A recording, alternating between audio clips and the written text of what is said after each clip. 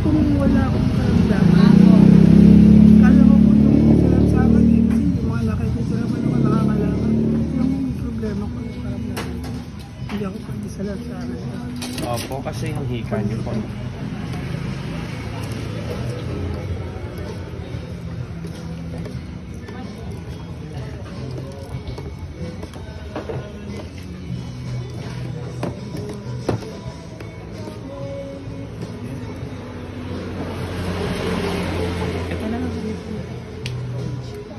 Ito. Ito na lang, tuloy-tuloy ito.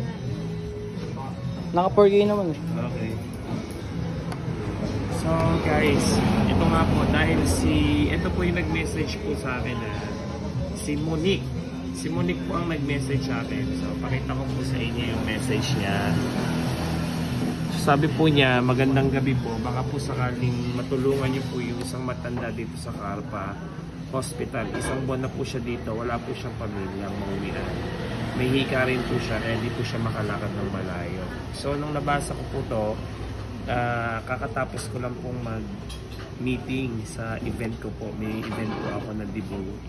So sabi ko, dahil pinangako ko naman po yan, every time na may blessing na ibibigay sa akin, every time may mga event na ibibigay sa akin guys, sabi ko gusto kong i-share.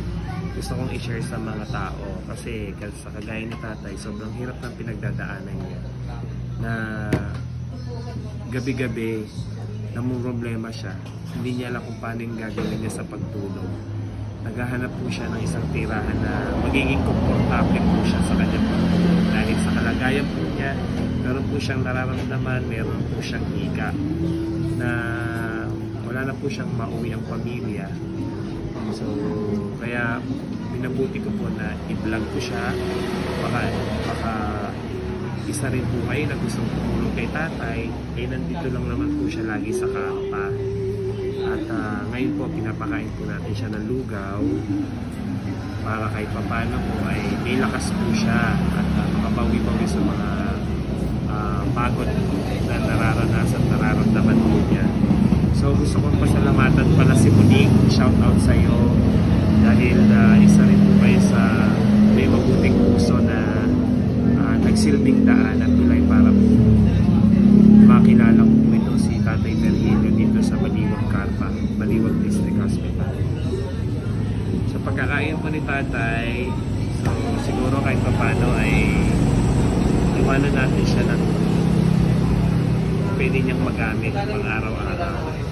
At kung mababalik pa po tayo dito at nakita natin siya ay tulungan ulit natin siya. So ngayon po, minsan po bumibili siya ng gamot kasi pag mismo dito sa hospital ay nagpapagamot na siya dito sa Carpa. Tinutulungan naman po siya dito ng mga tao na nakikita siya. At meron din po mga doktor o merong mga staff dito sa Baliwag District Hospital na kapag nakikita siya ay tinutulungan po siya. So ngayon po, pagkakain po ni Kuya Virgilio ay tulungan po natin kahit paano po mag-iwan po tayo dito sa kanya ng kanyang panggastos ngayong gabing ito. Anong oras po uling kain nyo? Mga tatay. So tatay, ito yung vlog na po ito ha. At least baka meron tayo sa mga followers dito. Ano po yung hiling nyo? Ano pong pinagdadasal nyo lagi? Yun nga po talaga yung pinagdadasal ko yung kahit kapirasan Tirahan. tutulugan kahit ang lugar yung may dingding may bubong ay masilungan lang ba Yun po yung dinadasal yun nyo. lang hindi yung pagkain hindi ko ano yun lang yung may isang taong nakakauna yun lang talaga. Ano pong pinagdadasal nyo bago kayo matulog? Yun, kakayanan ko. Kasi minsan parang iba na ibang pasok sa isip ko. Pero pinalabanan ko. Pinalabanan niyo po. Paggising niyo po sa umaga, ano pong una nyong pumapasok sa isip niyo na pinagdadasal niyo? Yun, bigla nila pumapasok sa umaga, yun lang sabi ko, umpisa na naman ng araw, laban na naman. Tapos, parang huli na yung sabi ko salamat kasi di minsan nakikita ko nag-buhay pa ako. Sabi ko salamat, may panibago. Araw na naman, di pag baka may pagbabago na naman sa itong araw na ito. Umaasa pa rin. Kuya Virgilio, naniniwala po ba kayo na kaya nandito pa kayo kasi may plano si Lord para sa inyo? Naniniwala ako doon kasi sabi mo, kasi naniniwala ako sa kanya kasi may plano ako Diyos. Bakit pa ako, di ba? Kasi nakikita ko dyan sa hospital, may mga namamatay yan, bata pa. Bakit ako? Pero ikaw nandito pa, di ba? Masakit, mas matanda, walang nag-aaruga. Opo. Buhay pa. Tama po yan. Sige, kain lang po kayo. Ilang kaligang naman, limo.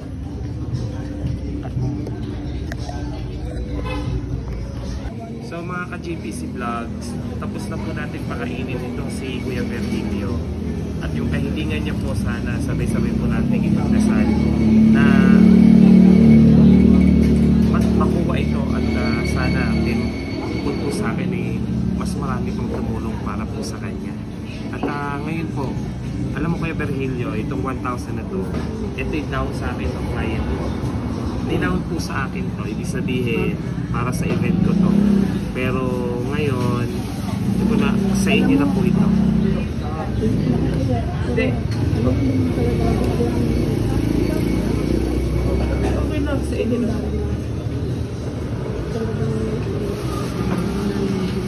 Opo. Pero magagamit niyo po yan. Maraming Sa inyo na po yan. So, yun po yung purpose ko po kasi. Yung events, may darating pa po yan. Pero kayo, kailangan niya po yung panggastos mo po. Maraming salamat. Kami pong Opo. Itabi niyo pong mabuti.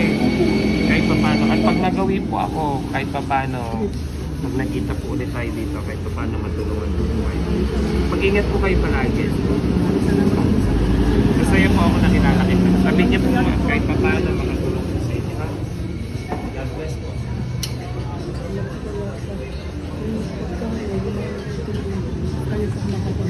Opo. Ay, kukunin ko po ang ano niyo po. Number niyo po. 0955 0955 538 538 06 06 80 80 0955-538-0680 0955 538-0680 sa PM. Sige po, tatawagan ko po kayo. Maraming salamat. Picture po tayo.